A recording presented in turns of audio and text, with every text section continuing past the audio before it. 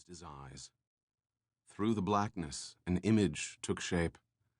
A Eurasian girl, dressed in white, with a silver cross hanging between her breasts.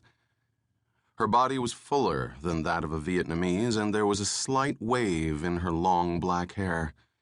She had high cheekbones and almond eyes, but her eyes were soft brown, and there was just the suggestion of freckles on her nose. As he held the image in his mind's eye, the mouth turned up in a smile that seemed to transform her whole face, making the features more strongly Gaelic. The Cupid's bow mouth pursed, and she spoke softly, "Tu es un homme intéressant. Et tu, Thérèse, es une femme intéressante." Tyson opened his eyes. He looked back at the page. The enemy fire directed at Tyson's men was coming from the vicinity of a small French hospital named Hôpital Miséricorde. The hospital, operated by a Catholic relief agency, was flying two flags, a Red Cross flag and a Viet Cong flag. The firefight had erupted shortly before noon as the American platoon approached.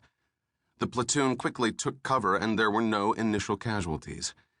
After about 5 minutes of intense firing, the enemy broke contact and withdrew toward the city. Someone in the hospital then draped a white bedsheet from a second-story window, indicating surrender or all clear. Seeing the white sheet, Lieutenant Tyson began moving his platoon up to take possession of the hospital and surrounding structures. The enemy, however, had left behind at least one sniper, positioned on the hospital's roof. As the Americans approached, shots rang out, killing one American, PFC Larry Kane, and wounding two others, Sergeant Robert Moody and PFC Arthur Peterson. There was a possible second sniper positioned at one of the windows.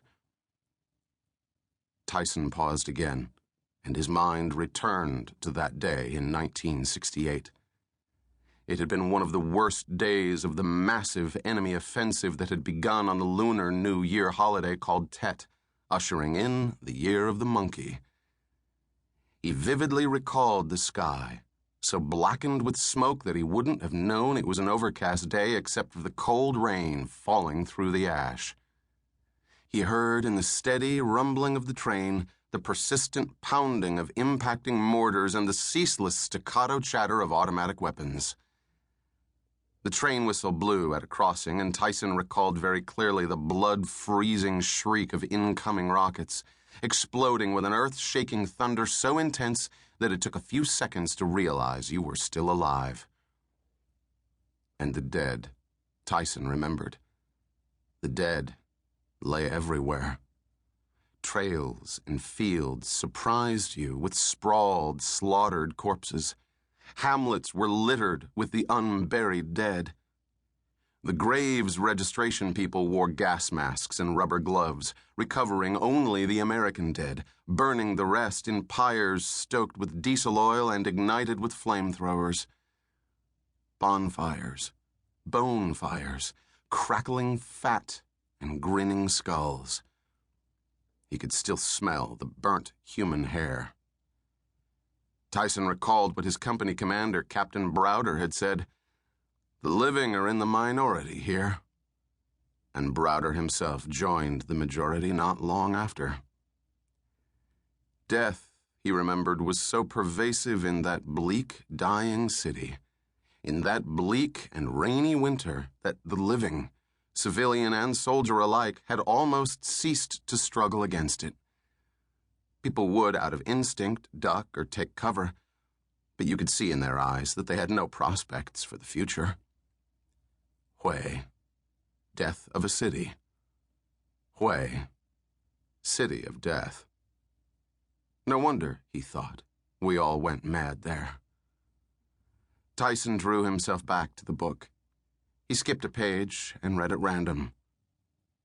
A French nurse, Marie Bois, attempted to stop the Americans from killing the wounded enemy soldiers, but she was struck with a rifle.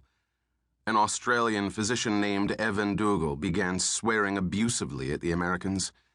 Clearly, everyone was overwrought.